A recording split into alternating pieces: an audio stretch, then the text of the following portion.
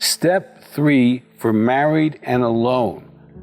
That's our topic today. So if you're married to an intimacy anorexic and you're actually working the 12 steps, first of all, I'm very proud of you. Proud of you that you're healing, proud of you that you're walking through the process. Today is going to be an important conversation because it can totally change your life. So stay tuned, watch this. And if you've not subscribed, please do. We have hundreds of videos that can help you as you heal and recover. And also, if you have a question, please put it in the box. We'll get to you as soon as possible. So stay tuned.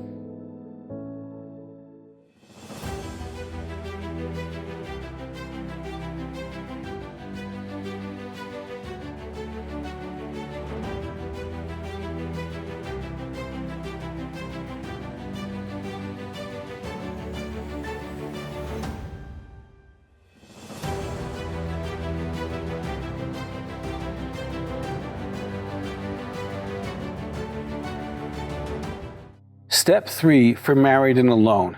And being married and alone is a painful process, and healing is a journey. The 12 steps is part of that journey. And if you're working through the Married and Alone 12-step workbook, I strongly encourage you to do that. Kind of pace yourself. It takes a while to work through the steps, but about once a month, you should be knocking those out and doing that. Now, step 3, I'm going to read it and then I'm going to parse through it so that you can maximize maybe some of this for your own journey. Step 3, made a decision to turn our will and our lives over to the care of God as we understood Him. Now, made is in the past tense, and the writers of the 12 steps are always writing from the past tense because it's something they've already done, okay? This is something that you will know when you've done it. There'll be a point in time you'll be able to point to and say, this was the day, this is the photograph when I made a decision. Okay, now this is the biggest decision of your life, but it's a process. So when you made a decision, that means there was a time and process for you to get there.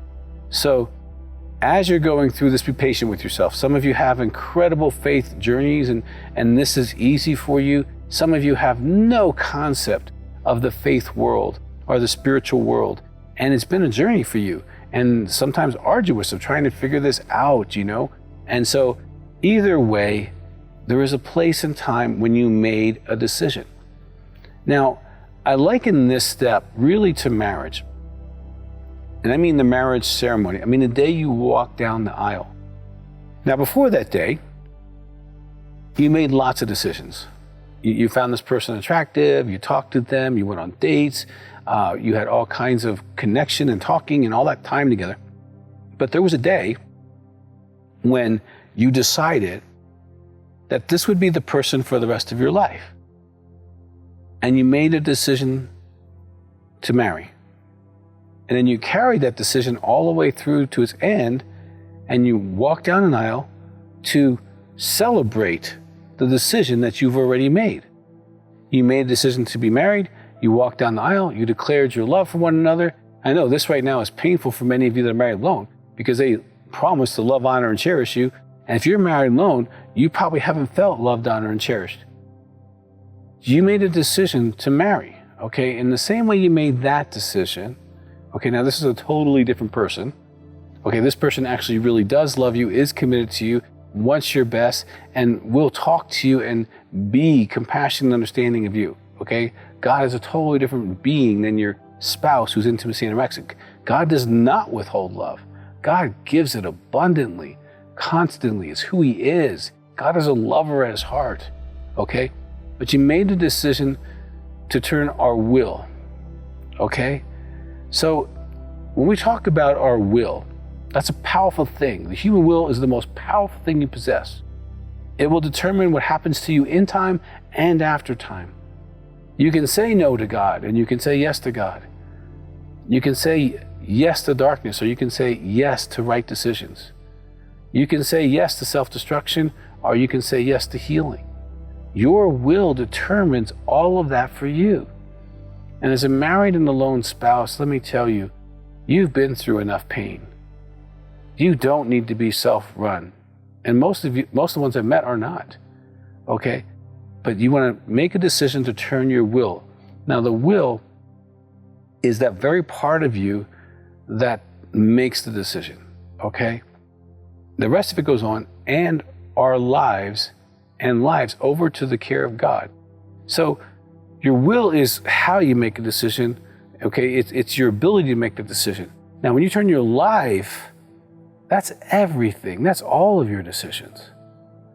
Financially, how about your future, your family, your other relationships, those that are supporting your healing and recovery. And maybe there's people that you don't need to be hanging around who don't get what you're going through. I can tell you, if you're a married and alone spouse, people don't get what you're going through. You feel really alone. And if you're in a religious community, even harder. Okay, they don't get what you're going through unless they've read the Intimacy Anorexia book or watched the video or the Stronger Together series that is for churches to start understanding intimacy anorexia. Comes from a biblical perspective. That's a great product to do that. But you feel a lot alone. And if you do, I definitely encourage you to get into our Facebook group for Married Alone. We have one for women and one for men. Get in a phone group, work your steps, and have support while you're going through steps. So you turn your will and your life over to the care of God. And I love the word care. They could have just said, turn your will over to God. But I like the word care of God because it kind of highlights who He is. That the care of God, that you understand that He really does love you. He has your best interest at heart. Okay, He does love. And you might feel alone from people, you might feel misunderstood, but He really does understand. Okay, He loves the whole human race, and there's many of them that withhold their love from Him, many of them that walk away from Him. He understands your pain more than any human ever will. He understands betrayal. He understands being neglected. He understands being cursed, even when you're doing good things. He understands the heart that you've gone through, and He has seen your pain. He has seen the nights of being rejected sexually. He has seen you being criticized. He's seen you thrown under the bus. He's seen you emotionally neglected. He sees your tears and He hears them. And you can trust that He actually cares. Because if you're listening to this, you're one of the millions suffering who are actually brought into the very small percentage of men and women who actually heal. Regardless of what your spouse does, you were chosen for healing. So this care of God is real. Now, God is different than the step 2, which was a power greater than ourselves. God is a person. He's a person like I'm a person, like you're a person. He has a mind, He has a will, He has emotions, He exists. He has beliefs, and He's really able to communicate those. But He's not subject to you. Secondly, God has authority. Now, when you make a decision to turn your life and will over to God, you're saying, I'm not God. I don't make my own decisions. I submit my decisions to the care of God. I ask Him about these relationships. I ask Him about my marriage. I ask Him about things I need to do. I ask Him about maybe, creating plans that I need to be working on. But I submit them to Him. I'm not my own boss anymore. Okay? I really turn my life over. And that's a big decision. I remember when I made that decision, it changed my life. For the good, for the very, very, very good. And I can tell you this from my own heart. If you have not made that decision, you want to make that decision.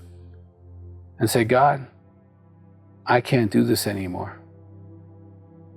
I need You to guide me, to inform me, to love me. I need to hear Your voice. I need to get Your comfort in my life. I'm starving here for love. And let Him start to show up. Okay, the care of God is real. Now, we made a decision to turn our will and our lives over to the care of God as we understood Him. Now, it's kind of, again, going back to that dating marriage process. If you're on this journey, you're right on step 2, you've been dating God, you're trying to figure out how He thinks, who He is, okay? And step 3, the dating's over. You're saying, I'm marrying you.